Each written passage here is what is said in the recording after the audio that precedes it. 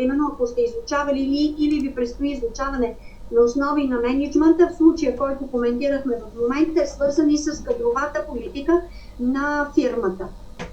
Така че просто са обвързани тези дисциплини и пак казвам, вие сами с примера, който ви демонстрирах, установявате, че тя е свързана с или примерно с определянето на тенденцията, която е примерно в 5 годишен период, на това какви са приходите от продажбите на дадено предприятие, от даден продукт или от даден асортимент, за да може да се вземе решение дали да се продължи с производството на този продукт или каква част от печалбата да се задели за модернизиране на оборудването, за да се произвежда в по-големи обеми и количества, или пък не само в ново оборудване и да се повиши квалификацията на персонала във връзка с произвеждането на повече и примерно може пък да се насочи въпроса към по-нова продукция. Но всичко това е свързано, пак казвам, опира до статистиката. Така, някакви други въпроси имате ли?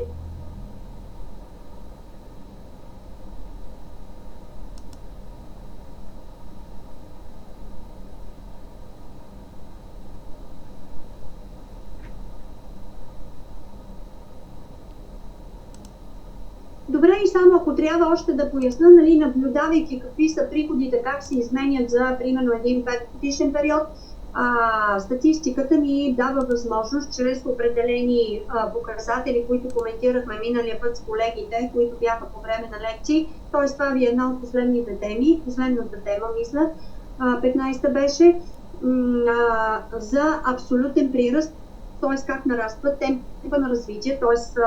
как се развива, т.е. дали нараства или намаляват приходите, в коя година нарастват или намаляват или в кои години, и на базата на тях да се търси пък примерно причините, защо в тези конкретни години са намаляли приходите, да кажем, от продажби на даден продукт или на даден асортимент от продукти. Тоест, самата статистика и методите и показателите, които се прилагат, и величините, които се изчисляват, подпомагат вземането на конкретни управленски решения във връзка с решаването на даден проблем, който е възникнал в фирмата.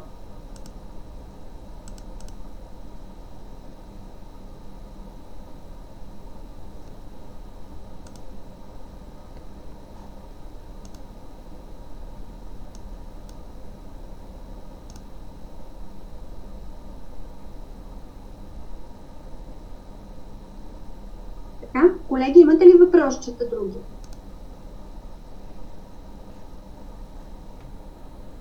Аз не, тъй като за мен това е нещо ново, така че само ще ви слушам. Добре, ами ако колегите нямат въпроси, все пак, ако искате, предлагам да коментираме по основните теми някои основни моменти отново. Да, това щях да ви предложа да коментираме, тъй като наистина за някой от нас е ново като материя, да коментираме въпросите, ако е възможно. Да. Сега, първата тема и първият въпрос, който разгледахме с колегите по време на лекции, това беше, както ви казах, статистиката като наука и практика. Коментирахме, че статистиката като понятие съдържа в себе си няколко основни аспекта, именно, че тя е съвкупност от статистически данни, статистическа информация, които са представени статистически източници, които характеризират размера, обема или равнището на дадено явление, което се обособява като статистическа съвкупност, като разбира се тези данни следва да бъдат анализирани, за да се вземат управленски решения. Също така казахме, че по това понятие се крие също събирането, обработването, анализирането на статистическа информация в конкретна практическа статистическа работа. Статистиката се разбира и като статистически метод, и като статистическа наука, чрез която с помощта на статистически метод се изследват обществените масови явления, така че като това се прави с цел да се установи кои са техните свойства, характерни особености, закономерности на развитие и за целта на изследваните масови явления се придава количествен израз. Затова не случайно ви казах и преди малко, че статистиката и това, което трябва да запомните, изучава, и сигурно вече съм досадна на колегите, които бяха по време на лекции, защото няколко пъти на тях им го повторих. Статистиката е тази, която изучава само масови явления и процеси. Що се отнася до предмета на статистическото изследване, който е също във първи въпрос засегнат като въпрос, обърнахме внимание на факта, че статистиката е наука, която изучава количествената страна на масовите обществени явления и процеси, но в неразривна връзка с тяхната качествена страна. Също така, всяко статистическо изследване има конкретен характер и се отнася за масови явления, които обаче са определени по място и по време. Тоест, както казахме с примера, персонала на дадено предприятие се изучава по отношение на образованието му в предприятието, имаме конкретно предприятие и по време, т.е. примерно към конкретния период, когато казахме 20 юни 2023 година. Така, също по отношение на метода на статистическото изследване, казахме, че статистическия метод представлява съвкупност от способи и похвати за събиране, обработване и изследване на статистически данни. Това, което ви казах и преди малко, да запомните, че основата на статистическия метод, това е закон за големите числа, тъй като чрез него, пак се повтарям, се установяват трайни и съществени връзки и зависимости при масовите явления. Това е основанието да се прилага този закон. По отношение на средствата на статистическия метод, това са средствата за наблюдение, групировка, таблично, графично представяне, сравнение, хипотеза и други. По отношение на функциите на статистическия метод, казахме ги, няма да се спирам подробно на тях. Това са констативно-описателната, диагностичната, прогностична, праксиологична функция. Примерно, като въпрос може да бъде зададено теста за коя функция е характерно, че получената статистическа информация дава възможност да се установи състоянието на дадено масово явление и да се определят факторите, от които зависи то. И ако погледнете, ще ви бъдат дадени тези функции. Всъщност в случая това е точно диагностичната функция. По този начин е зададен и такъв въпрос, който е свързан с чисто теоретичната част. Следващия въпрос, който е важен и с който всъщност почнахме, е статистическите понятия. Казахме, че първото основно понятие миналия път, това е статистическата съвкупност, то е основно понятие в статистиката. И всъщност какво представлява тази съвкупност? Тя е общност от отделни единици, които отразяват съществуващата закономерност. Ето, забележете отново, в дадено масово явление процес, точно определени граници по време и по място. Например, работниците от едно предприятие формират такава съвкупност, но те се различават по пол, възраст, степен образование, професионална квалификация и други признаци. По отношение на видовете съвкупности вече коментирахме за моментните и периодните. Моментните, които се отнасят към конкретна дата или в край началото на годината, частните случаи. Периодна е, когато се отнася за конкретен период. Всичко, което е, запомнете, различно от конкретна дата, е пример за периодна съвкупност. Например, може да имате персонала на дадено предприятие примерно 1 до 3 януари 2023 година е пример за, и вие да кажете какъв вид съвкупност и ще ви бъде дадена и опцията моментни и периодна. И тук верният отговор е периодна съвкупност, защото имаме съвкупност, която е формирана от персонала на предприятието, който се изследва, обаче не за конкретна, отнасящ се за конкретна дата, а вече имаме период от 3 дни. Тоест, пак казвам, всичко, което е различно от конкретна дата, е пример за периодна съвкупност. Периодната съвкупност може да се отнася за една седмица, за месец, за няколко месеца, 3 месечи обикновено в предприятията, 6 месечи, 9 месечи, за година, дори и за няколко години. Така че имайте го това предвид, когато трябва да определяте вида на конкретната съвкупност. Могат също да бъдат общи, когато обхващат всички отделни случаи на територията за определено време, или частни, когато обхващат част от единиците. Генерална, когато обхващат всички единици, въз основа на които се характеризира изучаваното масово явление, а представителна, когато само част от единиците, т.е. коментирахме до този случай преди малко, но пак ще го припомня. Ако се разглежда целият персонал на предприятието, е пример за генерална съвкупност, но ако разглеждаме само отдела по счетоводство, както ви казах преди малко по отношение на образованието, това ни е пример за извадкова съвкупност. Разбира се, има и други класификации, като реални, хипотетични и така нататък, но това са основните, които се използват в практиката. По отношение на статистическата единица или единицата на наблюдение, това е отделният елементарен неделим по-нататък случай, който е носител на интересуващия ни признак при даденото изучавано явление. Например, при преброяването на населението на страната, статистическата единица е отделният човек. При изследването на дълготрайни материални активи, това е отделният актив. При изследването на приходите, това е отделният приход. При изучаването на персонала на предприятието, това е отделният служител. Това ви е пример за статистическа единица.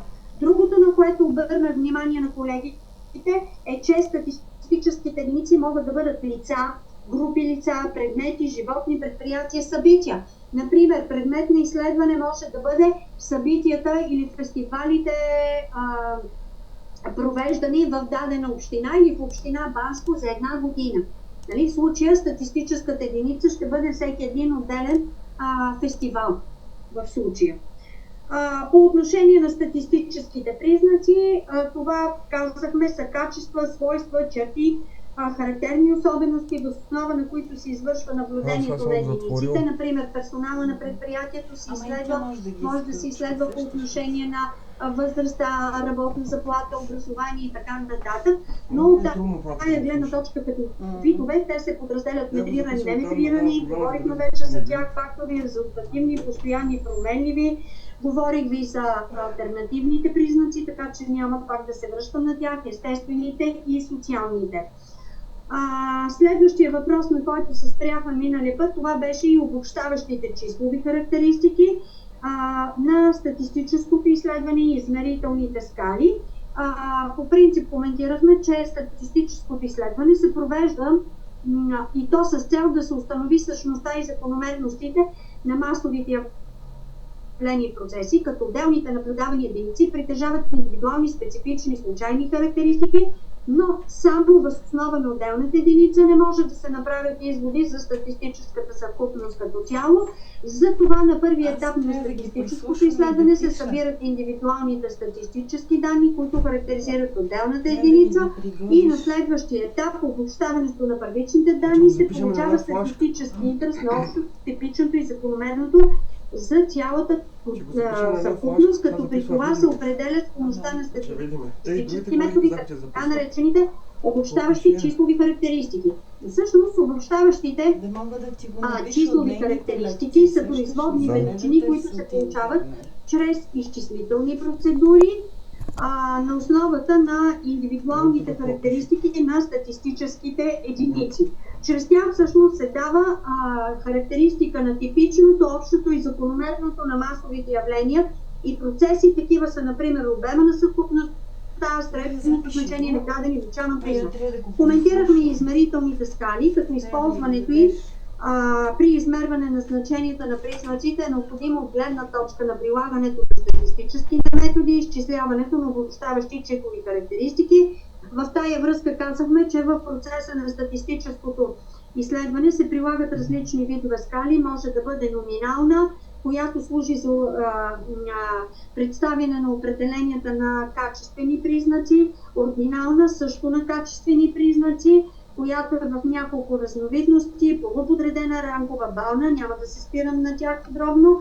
Интервалната, която служи за представянето на количествени признаци, тя е най-често използваната скала и предоставя най-големи възможности за изучаването на икономическите явления и процеси, и то поради факта, че се счита, че е най-силната скала. И също така се прилага, макар и по-рядко, относителна скала, при която количествената оценка на разновидностите се получава чрез отнасянето на отделните значения на признака към една постоянна величина. След това се спряхме на темата за... Да? Номинална, ординална, интервална и другата коя беше? Номинална. Първо започваме с номиналната. Номинална, ординална, интервална и коя беше четвъртата? Относителна. Какво беше за... Прекъсна, не чувам. Какво казахте за относителната, извинявайте? Значи относителната е тази, при която количественото, тя също служи за количествено представяне на признаци, но при нея особеното е, че количествената оценка на разновидностите на признака се получава чрез отнасянето на отделните значения на признака към една постоянна величина и се прилага по отношение на тези количествени признаци. Това е с което започна. Да, благодаря ви. Моля. Следващия въпрос, на който миналия път спряхме, това е статистическото изучаване, т.е. изследването на социално-икономическите процеси и явления се извършва именно с помощта на това изучаване, което най-общо се състои в събирането, обработка и анализ на статистическите сведения, чрез прилагането на конкретни действия, правила и методи, като целта е да се получат тези обобщаващи числови характеристики, въз основа на които могат да се разкрият същността и закономерностите на масовите явления и процеси. Отново пак напомняме, че обект на статистическото изучаване е масовото явление, ограничено по място и време, което подлежи на изследване с помощта на статистическите методи.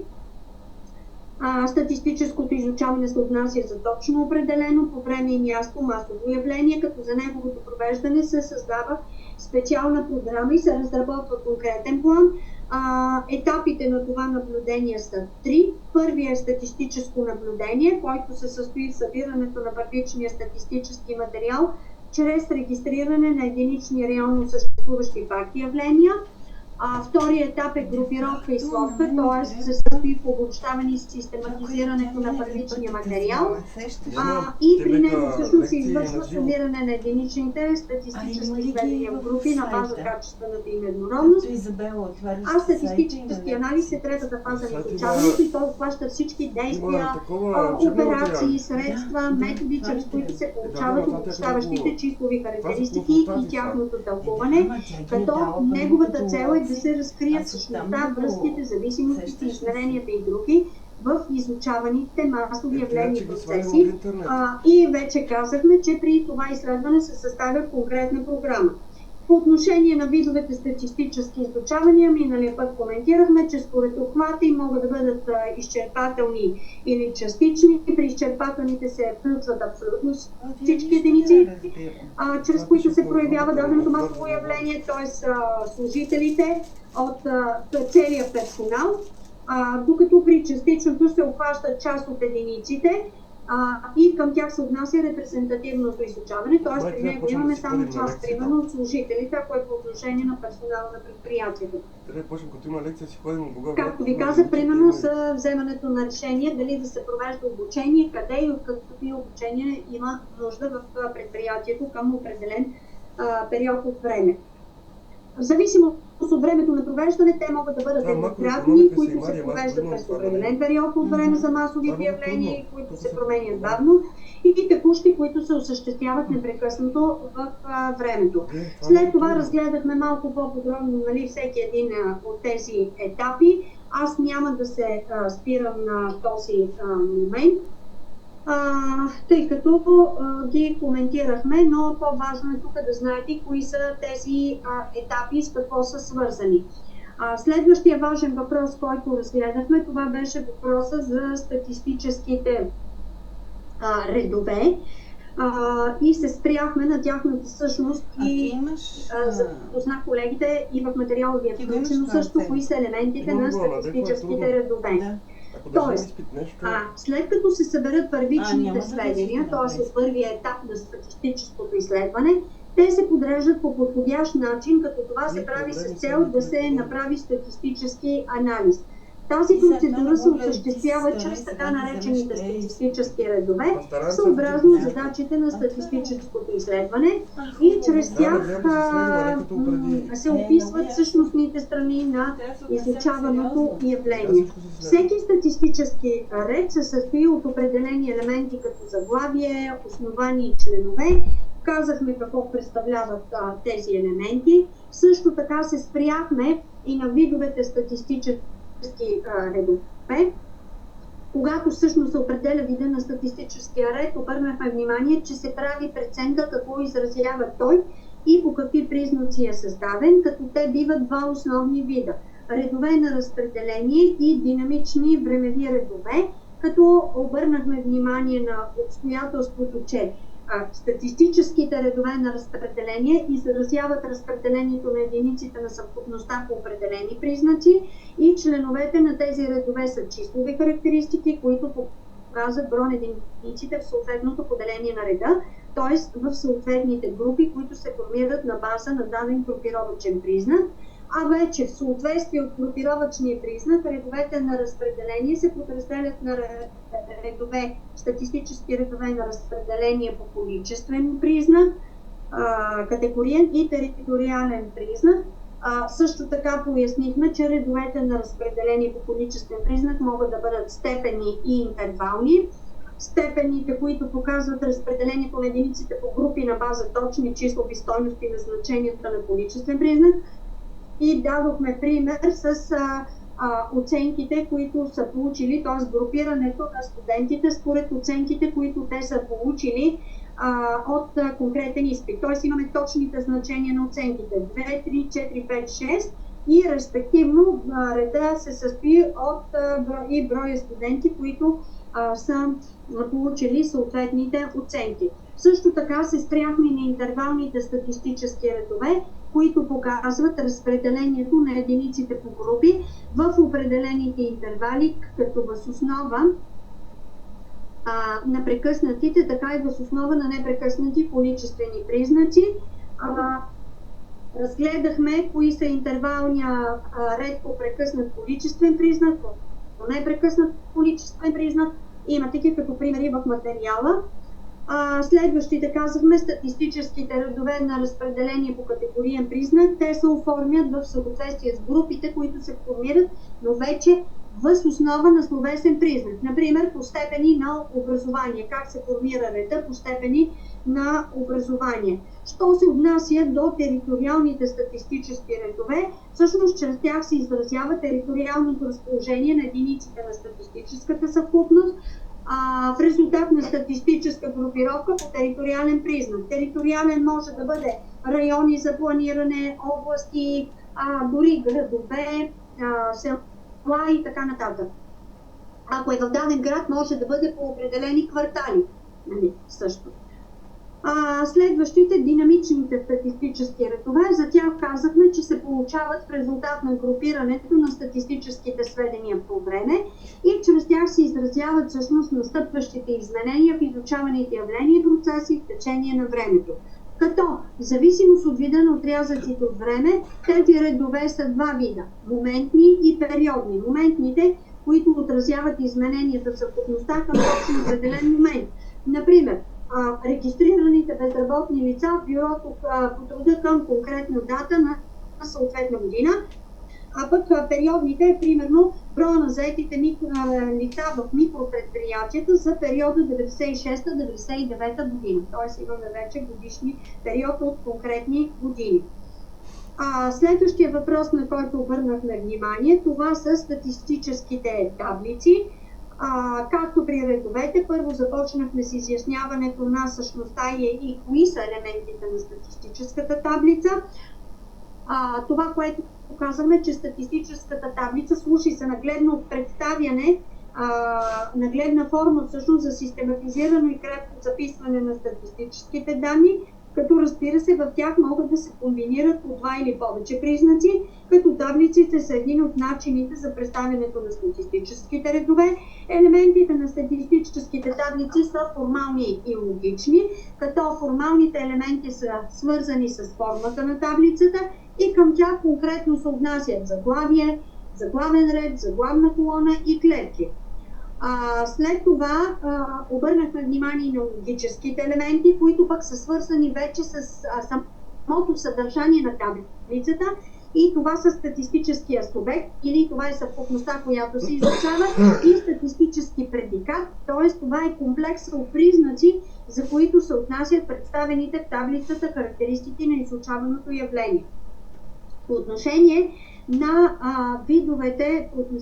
видовете статистически таблици, казахме, че според начина на получаване те могат да бъдат първични, в които се вписват данните от групировката на първичната регистрация на сведенията, или производни, при които пък се представят статистически редове, които се основават на сведения от първичните таблици, и те всъщност се съставят в зависимост от конкретните решавани задачи. В зависимост от отрязъка на времето, пък за което се съставят, са статични и динамични, като статичните представят данни за описване състоянието и използваното явление в точно определен отрязък от време, и те се използват за представянето на редовете на разпределение, които преди малко коментирахме в предходния въпрос. Динамичните пък съдържат данни, чрез които се характеризират изменението на явленията във времето и се използват за представянето на динамични статистически редове. Според броя на признаците, по които се прави изследването, тези таблици са прости и сложни. Простите представят изучаваната съвкупност чрез един признак, за разлика от тях сложните представят чрез два или повече признака, могат да бъдат също описателни и аналитични. Това коментирахме по отношение на таблиците. Сега предлагам да направим 15-минутна почивка и след това продължаваме отново с останалите въпросчета. Теми, които са предвидени, и ако имате, разбира се, и други въпроси.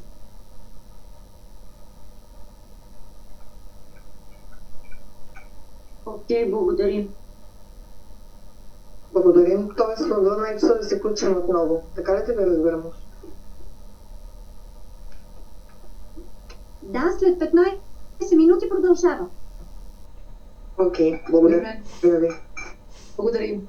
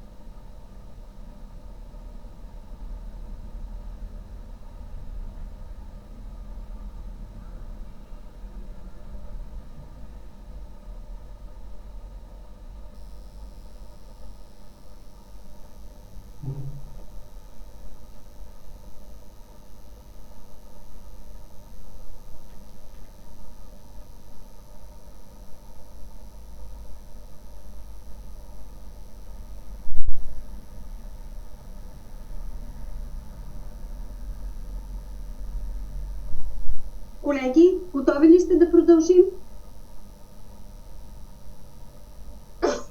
Да. Да. Имате ли някакви въпроси до тук?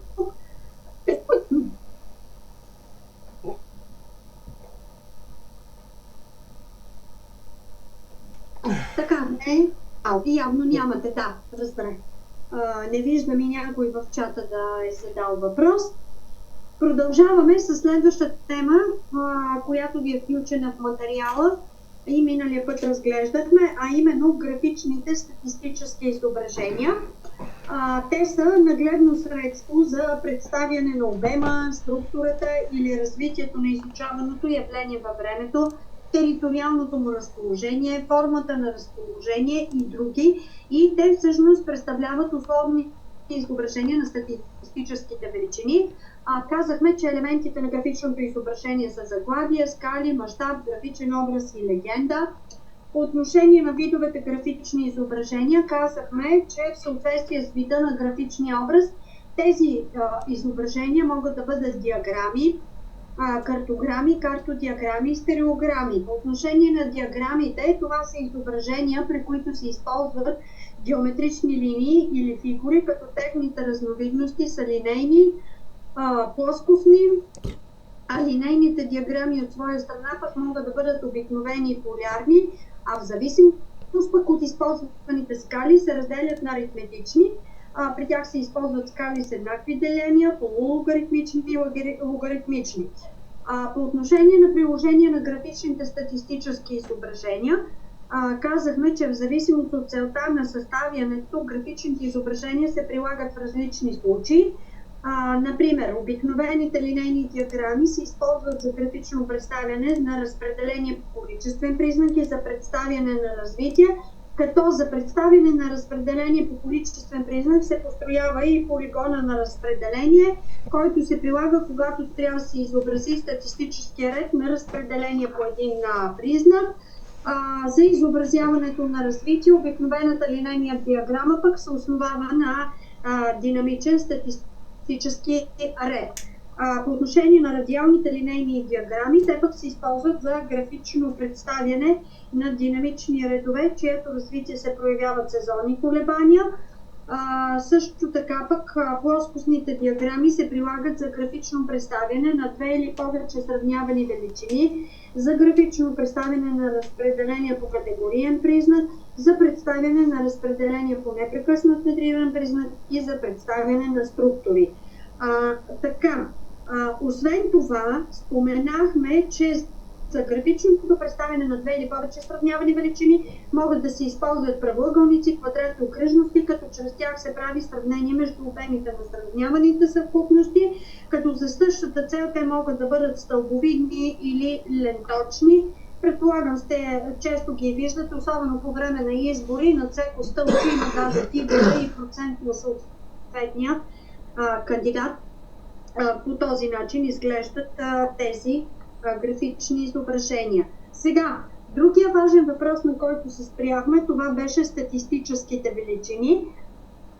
Казахме, че в резултат от провеждането на статистическото изследване се получават различни статистически величини, които са строго определени по място и по време, изразяват се в съответната мерна единица, която отговаря на спецификата на изучаваното явление, като в зависимост от различни признаци се определят конкретни видове величини. Например, в зависимост от етапа, на който са получени, ние казахме, че тези величини могат да бъдат първични или производни, като първичните се получават при осъществяването на първите два етапа на изследването, т.е. наблюдението и групировката и сводката, а производните се получават при третия етап на статистическото изследване, т.е. при статистически анализ.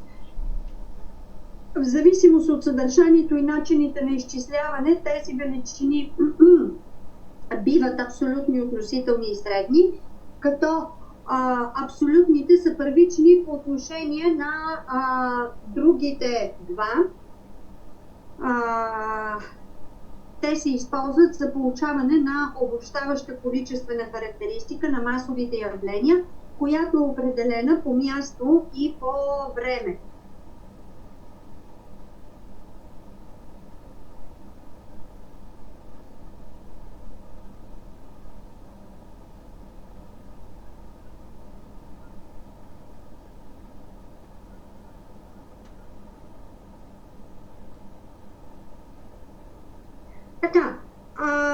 Също така, по отношение на тези абсолютни величини, ние ги разгледахме по-подробно, казахме, че те могат да бъдат прости и сложни. Имаме и относителни величини, които пък представляват отношения между две абсолютни величини. Те се използват главно за характеризиране динамиката на изучаваното явление. При изчисляването им в числителя се поставя сравняваната величина, а в знаменателя базата, с която се прави сравнението. Те могат да приемат за база единица, тогава те са под формата на коефициенти, а ако базата за изчисляването им е 100, те се изразяват в проценти. По отношение на средните статистически величини, те представляват обобщаващи числови характеристики, чрез които се установява центъра на разпределението на статистическите единици по изучавания признак и чрез тях се изразява общото, типичното по дадения признак за съвкупността като цяло. Изчисляването на тези величини се налага поради съществуването на различия на значенията на признака при отделните единици от съвкупността. По отношение на видовете средни величини, в зависимост от различни класификационни признаци, те могат да бъдат първо според обхвата на съвкупността, за която се изчисляват средни на генералната съвкупност, средни на извадката. В зависимост от това дали се изчисляват за цялата съвкупност или за отделни нейни подсъвкупности, средните величини биват общи средни, които се отнасят за цялата съвкупност, групови средни, които дават обобщаваща числова характеристика на отделната група подсъвкупност. В зависимост от участието на членовете на статистическия ред при изчисляването на средните величини, те биват алгебрични средни. При тяхното изчисляване взимат участие всички членове на статистическия ред. И неалгебрични средни, те са величини на положение и на гъстота. При тяхното изчисляване се включват само някои от членовете на статистическия ред.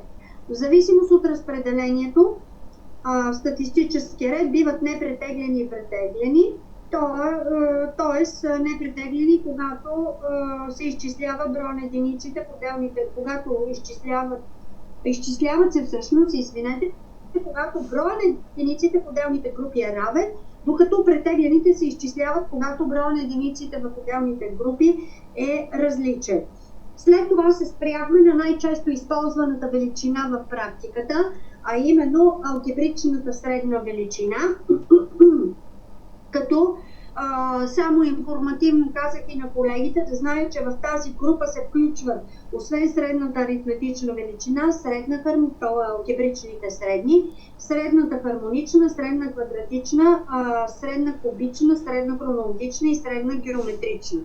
За определяне на средното значение на признака при вариационните статистически редове се използва средна аритметична, средна хармонична, средна квадратична и кубична, а за определянето пък на средното значение на признака, но вече при динамични редове, всъщност се прилага средна хронологична и средна геометрична величина. И сега се спираме на най-често използваната в практиката средна аритметична величина. Казахме, че тя най-често се използва не за нещо друго, а защото дава характеристика на средното равнище по даден вариационен признак на единиците от съвкупността. В зависимост от това дали е извършена групировка на данните, тя бива непретеглена, когато данните не са групирани, и претеглена, когато те са групирани. Разгледахме конкретната формула, има и конкретен съответно пример при непретегляне и съответно при претегляне как се случват нещата при степенен и при интервален ред. Това го има в материала, така че може да го разгледате. Сега, следващото, което всъщност като средна величина, като средни величини се използват често в практиката, това са втория вид, освен алгебричните, така наречените позиционни средни величини. Тоест, те се наричат неалгебрични и към тях се отнасят модата и медианата, като тези величини се изчисляват от данните само за някои значения на признака. като определящото при тези величини е положението, което вземат статистическия ред или натрупването на честоти. Върху тях всъщност ни оказват влияние първите и последните определения на признака. Сега, нека се спреме накратко на първата величина, медианата. Това, което трябва да запомните и си го подгответе за изпита, тъй като има също задължително такъв въпрос за медианата по отношение на нейната същност. После ще го кажа какъв е, но нека първо да разгледаме за медианата и след това и за модата. Значи, медианата, самото и наименование може би ви подсказва, че това е централна средна величина. И тя има такова значение на признака, което притежава единицата, която стои всъщност в средата на статистическия ред. А той трябва задължително да бъде подреден или във възходящ, или в низходяща степен ред. Освен това, медианата е тази, която разделя реда на две равни части и определянето на тази величина става както при негрупирани, така и при групирани данни. Ние го разгледахме с колегите тези примери, пояснихме ги. При негрупираните няма да имат, между другото, няма да имате задачи в изпитния тест, нали? Да не се притеснявате. Може би този въпрос никой не се сети да ми зададе и може би накрая някой ще се сети да го зададе. Затова предварително казвам, че в теста няма задачи.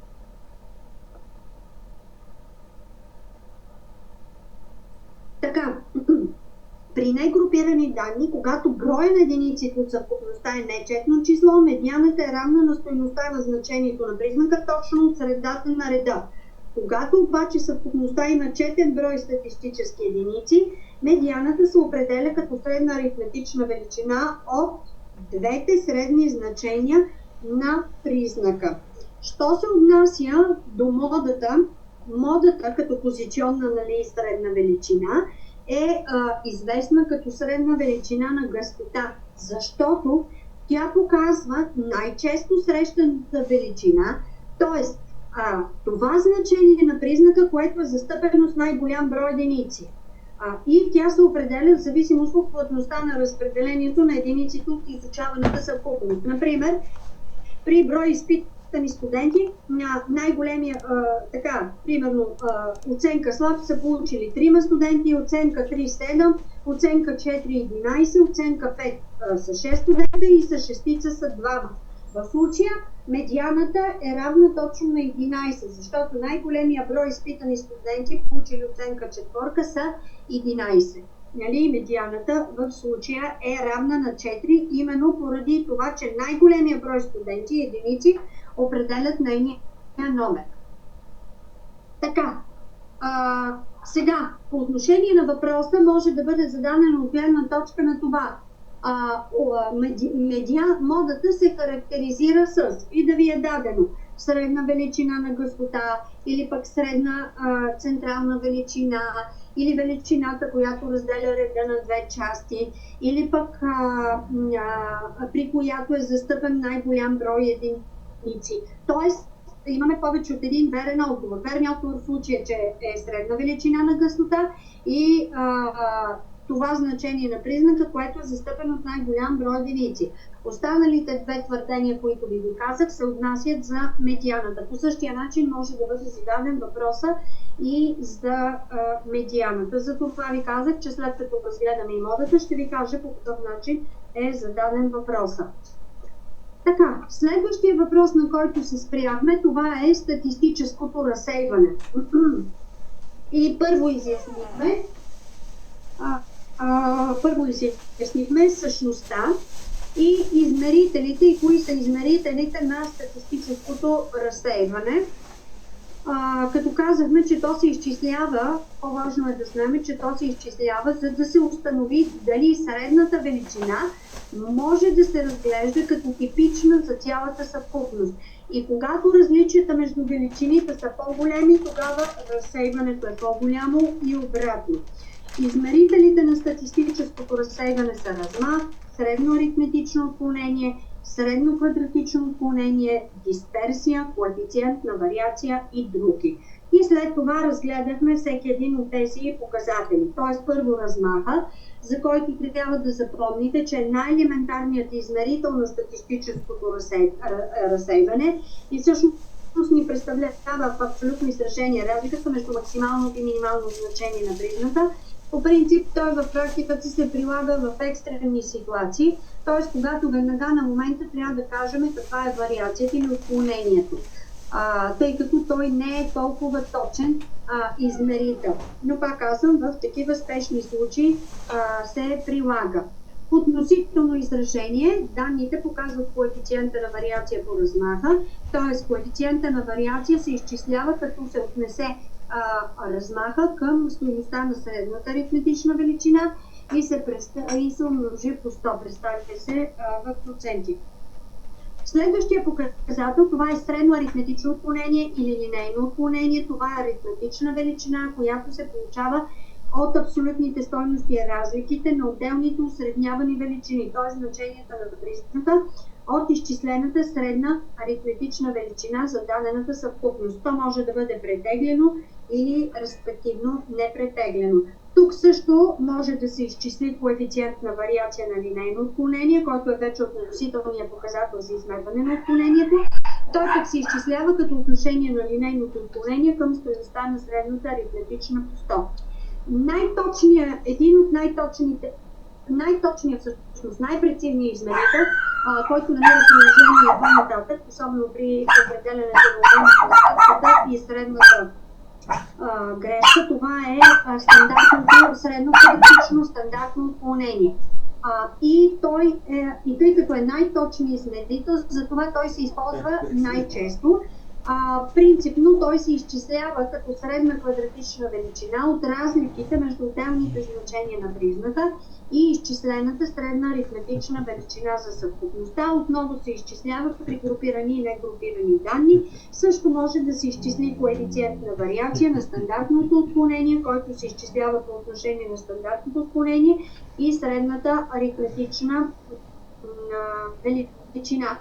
И още един показател има дисперсия, който пък всъщност участва при така наречения дисперсионен анализ, т.е. когато се изследват зависимости при масовите явления и процеси.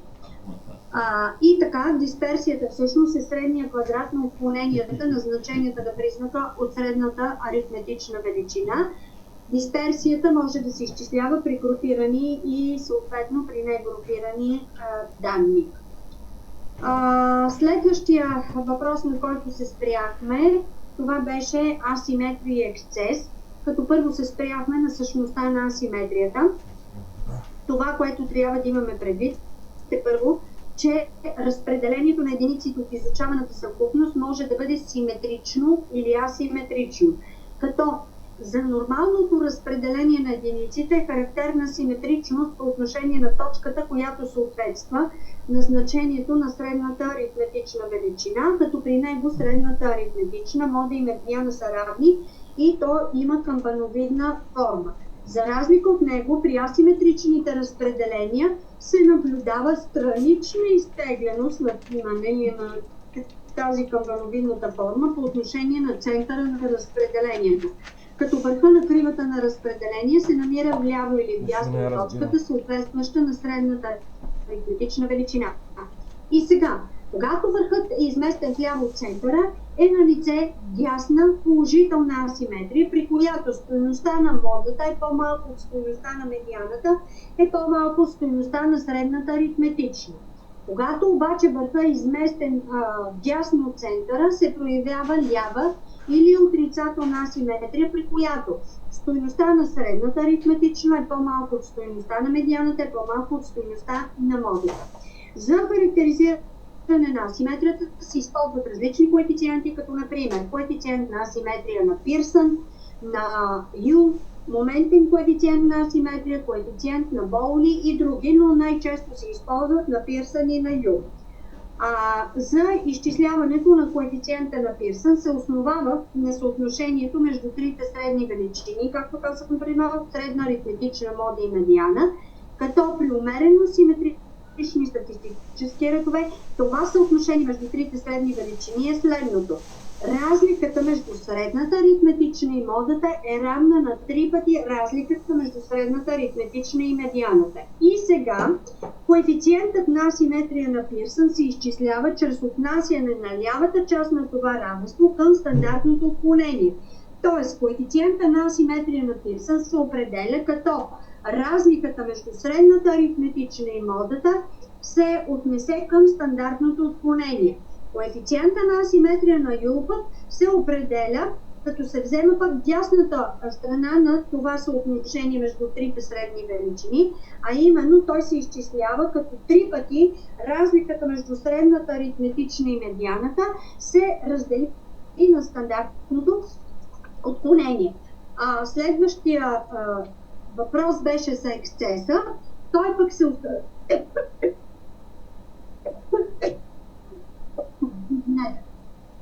пък се установява, когато емпиричното разпределение се изследва по отношение вече на неговата връхна източеност и за измерването на ексцеса се изчислява коефициент на ексцес, в основата на който стои отношението на четвъртия централен момент към четвъртата степен на стандартното отклонение.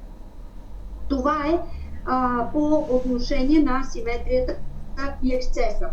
Следващия важен въпрос, на който се спряхме, има много важно практическо значение.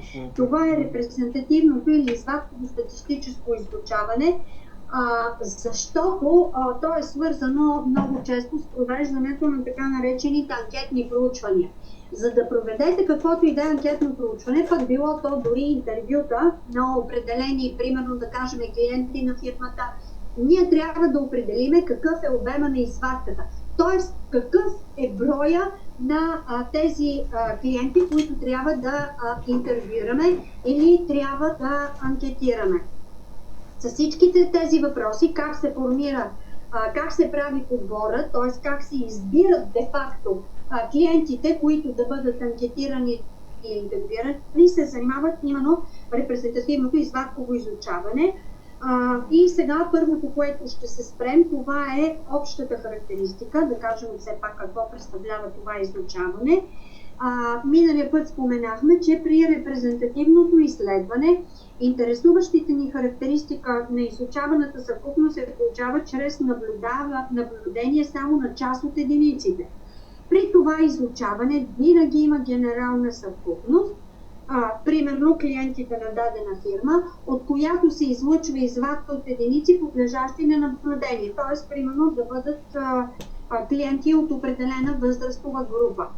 И тъй като при изучаването на извадката се оказват влияние случайни фактори, поради което характеристиките на извадката не съвпадат напълно с тези на генералната съвкупност, но извадковото изучаване е присъща известна грешка. Тази грешка трябва да имате предвид, че има случайен характер, поради което се нарича случайна или стохастична грешка. Сега, при този тип изследване се решават такива задачи като на първо място определяне на максималната грешка и интервала на доверителност, след като е направена извадката. Второ, определяне на необходимия обем на извадката при предварително фиксирана максимална грешка. Трето, при направена вече извадка могат да се оценяват репрезентативната средна величина, относителния дял и други величини в зависимост от целите на изследването. И сега ще се спреме, както и миналия път, на следващия важен въпрос, а именно видовете подбор и видовете извадки. Сега, за да може чрез извадката да се получат характеристики за генералната съвкупност при грешка, чието размер може да бъде предвиден и контролиран, е необходимо извадката да възпроизвежда правилно генералната съвкупност. Това означава от гледна точка на изучаваните признаци да има приблизително същата структура, както генералната съвкупност. Това изискване може да бъде спазено само ако извадката се излъчва по начин, осигуряваш за всяка единица от съвкупността еднаква възможност за попадане в извадката. И този начин на подбор се нарича случайен стохастичен, а извадката, получена по този начин, т.е. чрез него, се нарича случайна стохастична извадка. При излъчването на стохастичната извадка се прилагат различни начини на подбор, като те определят видовете извадки. Първо имаме случайно лотариен подбор, като при него всяка единица от генералната съвкупност, която се включва в извадката, се излъчва чрез лотария. Прилагането на метода изисква да се състави предварителен списък на всички единици от генералната съвкупност, като при по-голям обем на съвкупността се използва така наречената таблица на големите числа. Извадката на база случайния подбор се нарича случайна. Имаме още и механичен систематичен подбор, той е разновидност на случайния подбор, т.е. при него също се съставя списък на всички единици от генералната съвкупност, като след това се определя крачката или интервала на подбора. Тя показва през колко единици трябва да се излъчи всяка единица, която ще попадне в извадката. Крачката на подбора се определя като отношение между обема на генералната съвкупност и обема на извадката. Първата единица, която се излъчва за извадката, се определя с помощта на таблицата на случайните числа, а останалите чрез определената крачка. Извадката, формирана по този начин, се нарича механична извадка. Следващия вид подбор, на който се спряхме, това е типичният или още се нарича районен подбор. При него пък единиците от съвкупността предварително се разпределят на типични, качествено еднородни групи или райони по значенията на даден признак. След това от всяка група се избира предварително определения брой единици, които формират извадката, и извадката се нарича типична извадка. И последния вид подбор, това е така наречения гнездов или сериен подбор, като този метод е много често използван. При него извадката се формира не от индивидуално излъчени единици на генералната съвкупност, а от цели гнезда, от единични случаи, например домакинства, предприятия, населени места и други. И на тази основа се получава така наречената гнездова извадка. При случайния подбор единици, които са изтеглени, могат отново да се включат в съвкупността и така да попаднат в извадката два и повече пъти. Това е така наречения възвратен подбор. Когато избраната единица не се допуска да попадне втори път в съвкупността, подборът е безвъзвратен. От тук съществува случайна извадка при възвратен подбор и случайна извадка при безвъзвратен подбор. Спряхме се и на определянето на размера на средна грешка и максимална също грешка при един и при другия подбор, и след това как се определя интервала за доверителност, нали, и планирането на обема всъщност на извадката. То е необходимо, за да се осигурят оценки с предварително зададена стохастична грешка, като целта е да се получат резултати с задоволителна точност, като за изчисляването им е необходимо предварително да се определи размера на допустимата максимална грешка и предварително може да се определи и гаранционната вероятност. Освен това,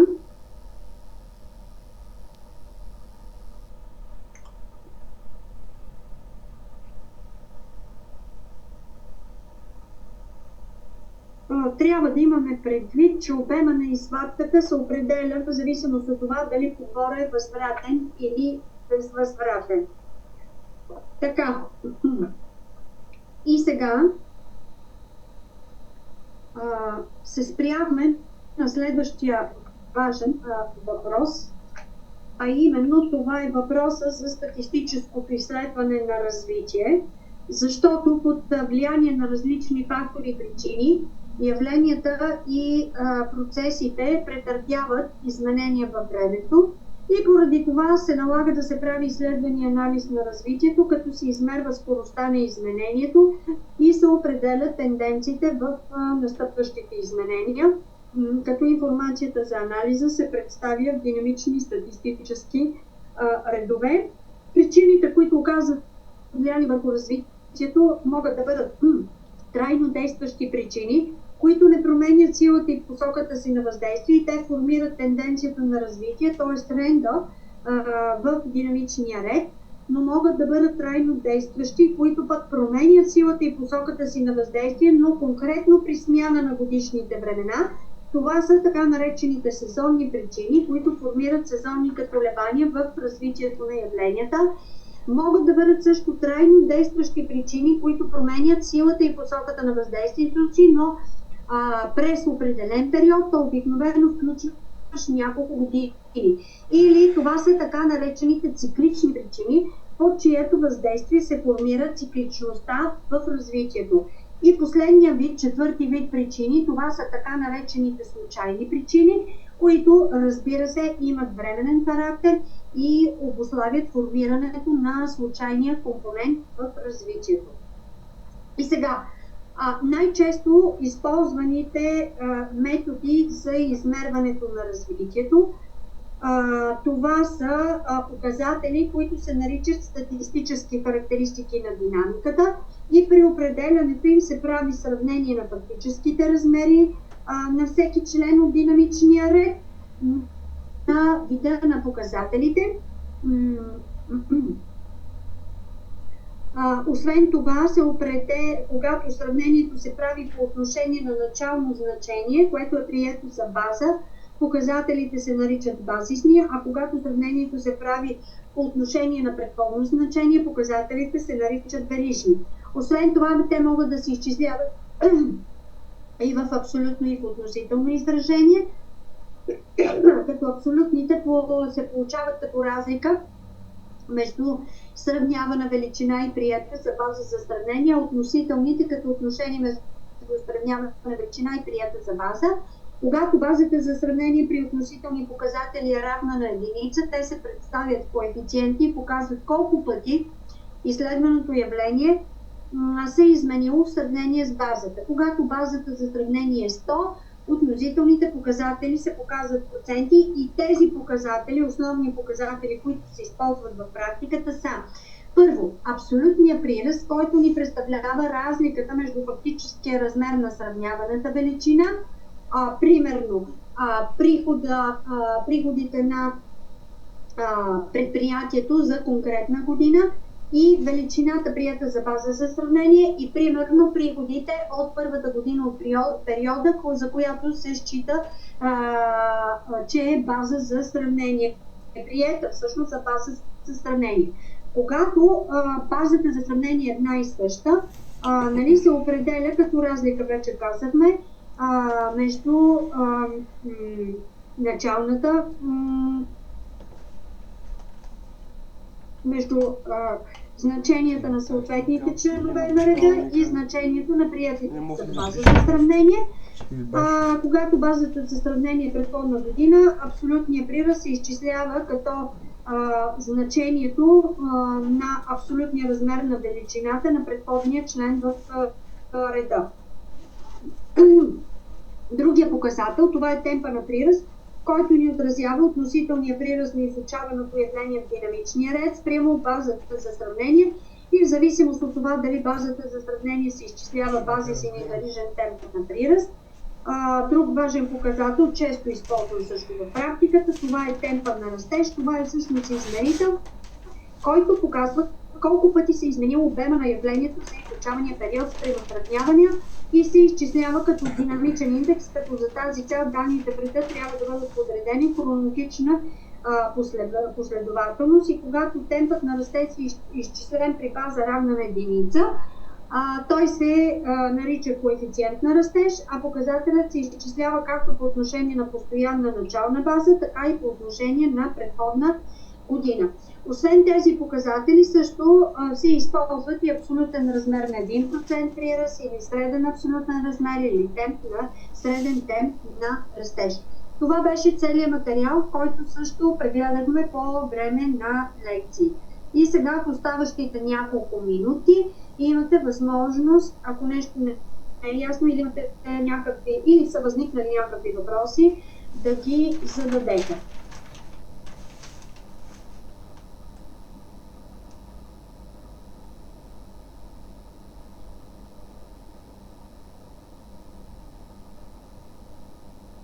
Аз имам въпрос, тъй като прегледах графика за лекции за изпити, т.е. това не е последната консултация с вас и очакваме изпита, нали така? Да. Благодаря ви много. Няма защо. Аз също погледнах графика. Да, днес е консултациите. Лекциите бяха на 3 февруари и сега ви определените часове за консултации.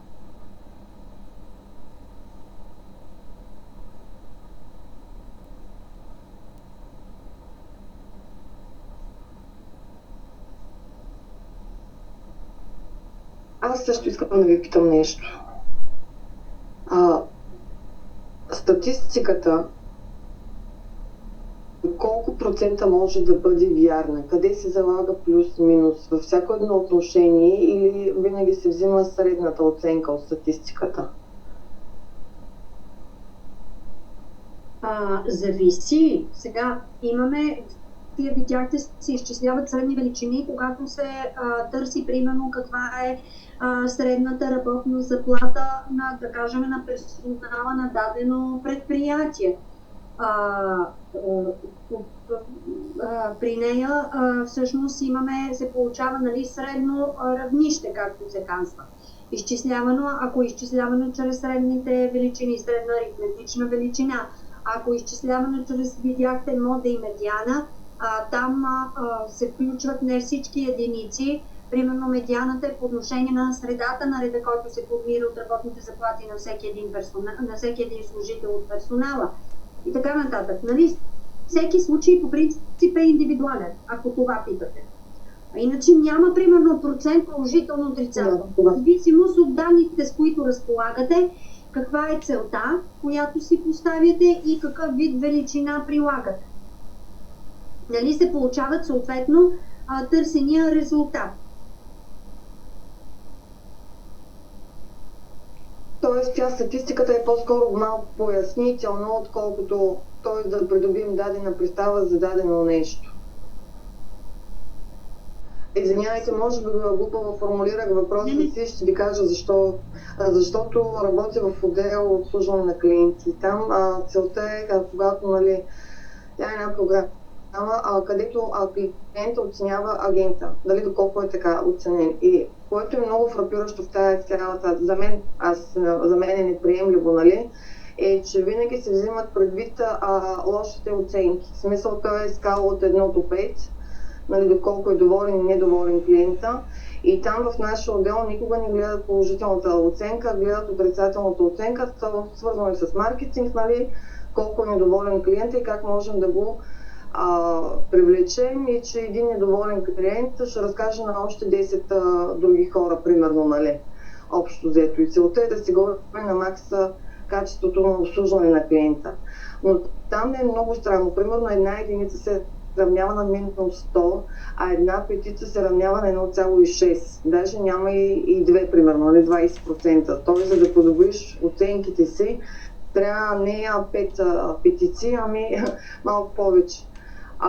Мисълта ми беше тази статистика предвид каква роля играе? Показателна, т.е. обобщителна, нали, или се е вятър и мъгла? Това искам не е вятър и мъгла.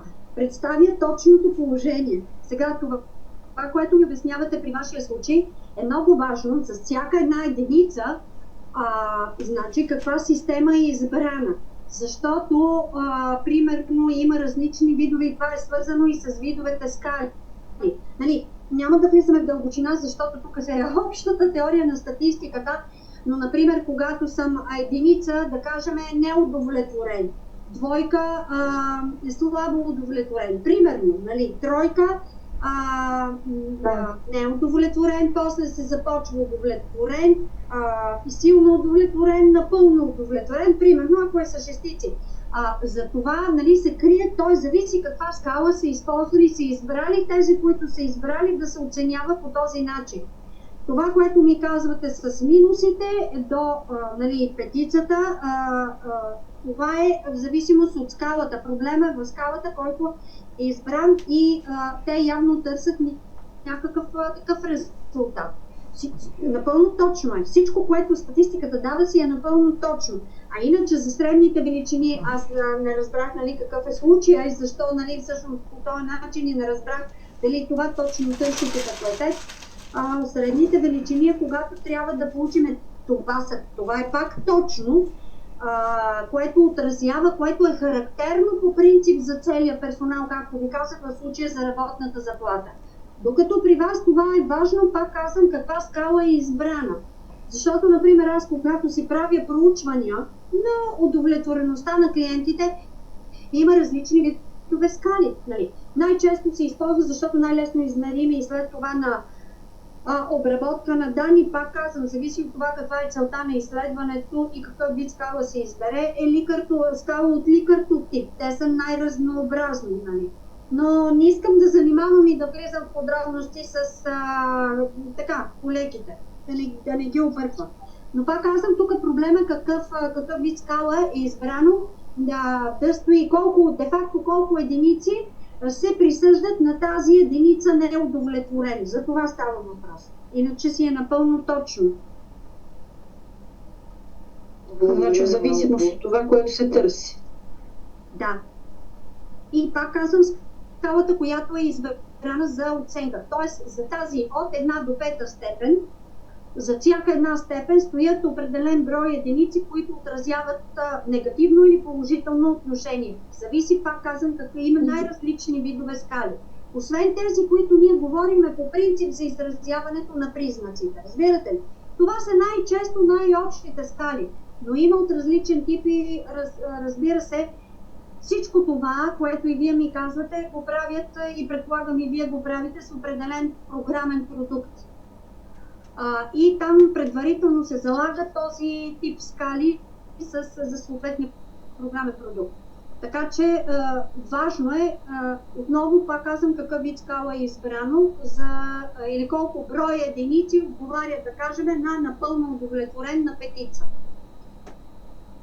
От кой вид е? Аз не съм наясно, винаги ни дават крайния резултат, но да, разбрах ви отговора, смисъл колко въпроса в въпросника има, за да определят крайния резултат, нали.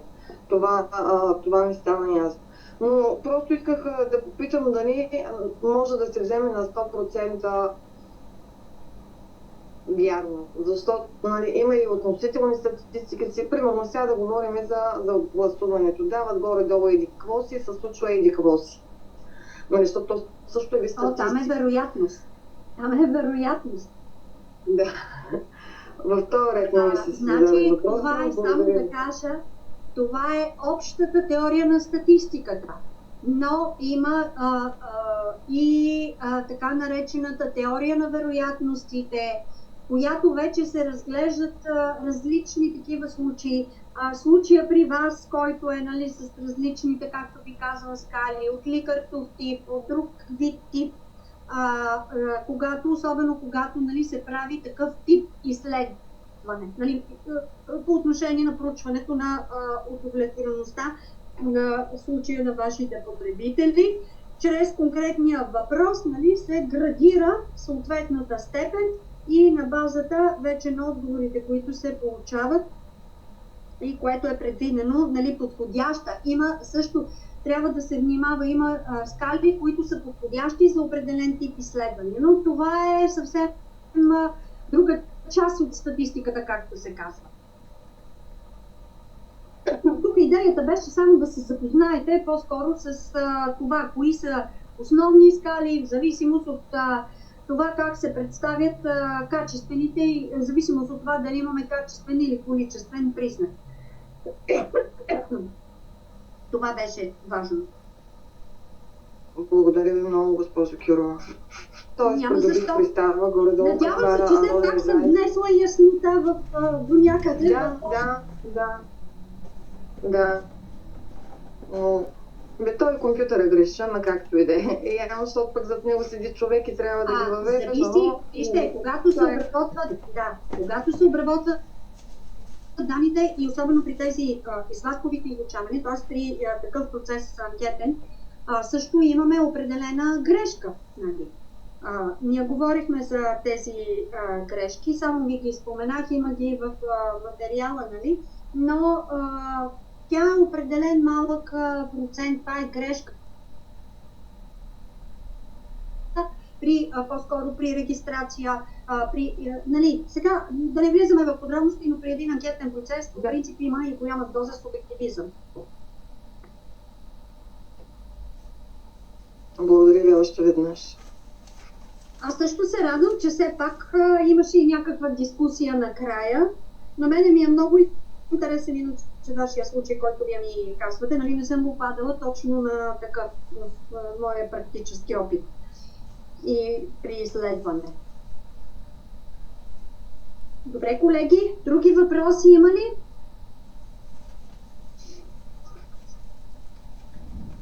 Ако нямате други въпроси, благодаря, че се включихте днес. Надявам се, че наистина ви е било полезно. Опитах се да бъда максимално и кратка и полезна и да насоча отново вниманието ви към основните въпроси и моменти, които трябва да имате предвид от гледна точка на тази дисциплина. И мога да ви пожелая хубав ден. И ние Аз също благодаря. благодаря за отделеното време. Благодаря, хубав ден. Хубав ден, Хубава събота и колеги. неделя ви пожелавам. И на вас също. Виждане. Благодаря ви. Хубав ден на всички. Чуваме. Благодаря. До чуване, хубав ден.